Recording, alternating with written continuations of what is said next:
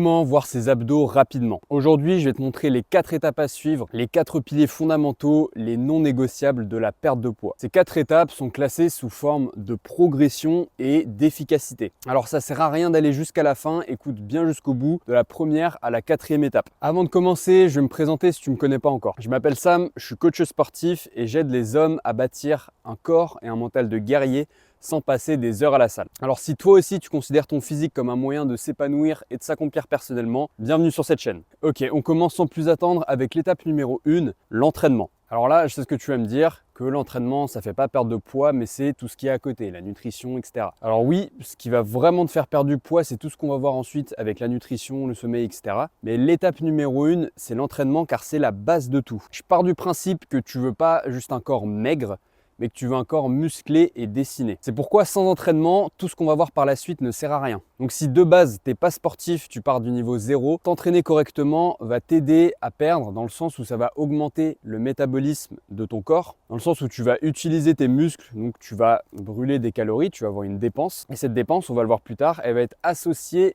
à ta perte de poids. À noter aussi qu'un corps sportif et musclé consomme plus de calories. Retiens bien ça. Donc, tu dois avoir une routine d'entraînement adaptée à toi et à ton niveau, conçue pour te rendre plus fort et plus musclé. Donc, pour ce qui s'agit de l'entraînement, reste bien jusqu'à la fin parce que j'ai une surprise pour toi. En ce moment, je me suis sur un petit projet qui va te permettre de propulser tes séances au niveau supérieur. J'ai hâte de te présenter tout ça.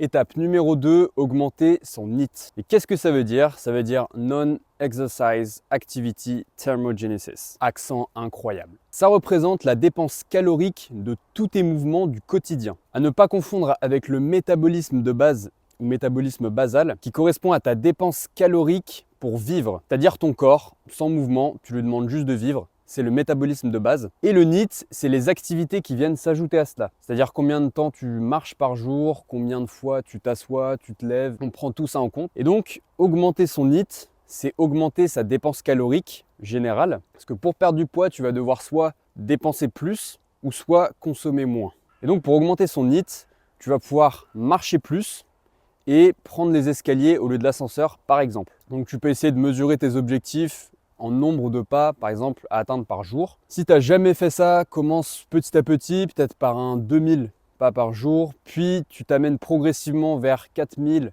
6000 et peut-être jusqu'à 8000, même pas par jour. Et le but, c'est d'augmenter progressivement. Et donc, c'est toutes ces petites habitudes qui vont te faire dépenser plus de calories. Donc déjà, avec un entraînement régulier et une dépense calorique plus importante, déjà, tu devrais avoir un déficit calorique et tu devrais déjà avoir perdu tes premiers kilos si tu pars de zéro. Étape numéro 3, adopter une hygiène de vie saine. Là, on va commencer à parler de nutrition, mais je parle d'hygiène de vie pour pouvoir incorporer tout ce qu'il y a autour de la nutrition et de l'entraînement. C'est-à-dire avoir un bon sommeil, parce que tu as beau avoir une bonne alimentation, un bon entraînement, si tu es en carence de sommeil, tout le reste ne suivra pas.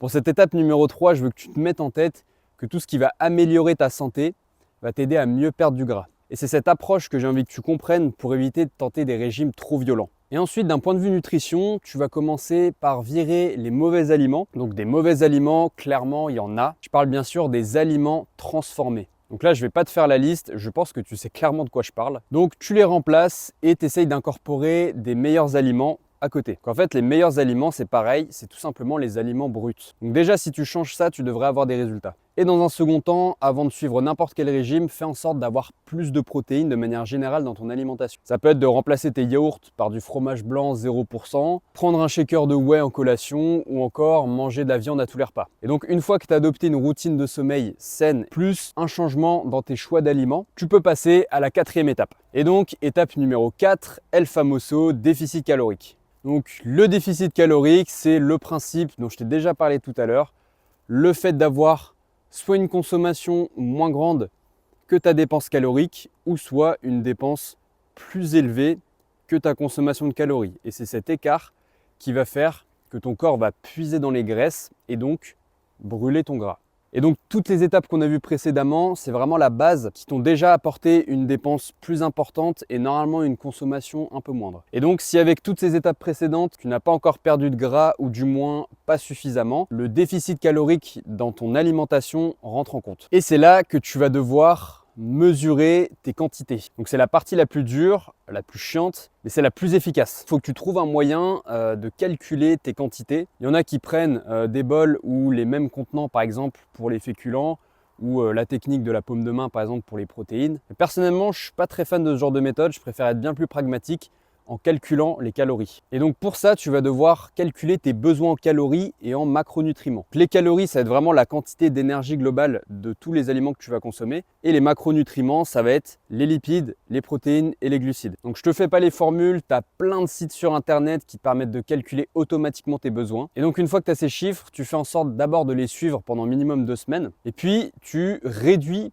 petit à petit tes calories. Souvent, ça marche par palier de 200 à 200. Après, là, je rentre pas trop dans les détails parce que ça dépend de chaque personne. Certains vont perdre beaucoup, par exemple, en étant sur leur métabolisme de base. D'autres vont galérer à perdre quand ils seront à moins 200, il faut leur baisser plus.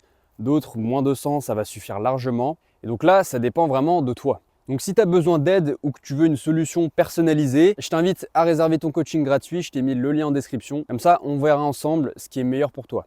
Ok, maintenant c'est le moment de te parler de la fameuse surprise dont j'ai évoqué à l'étape numéro 1. Je vais envoyer dans les prochains jours un guide 100% offert sur la création de programmes. Le but de ce guide, c'est vraiment de pouvoir t'aider un maximum à construire ta routine d'entraînement selon toi, tes objectifs et ton niveau actuel. Donc je vais donner des étapes simples à suivre, des méthodes, des exemples et même des programmes vides que tu pourras remplir. Donc si ça t'intéresse, inscris-toi sur mon canal privé que tu trouveras en description pour être parmi les premiers à le recevoir. En attendant, prends soin de toi, je te dis à la prochaine, ciao!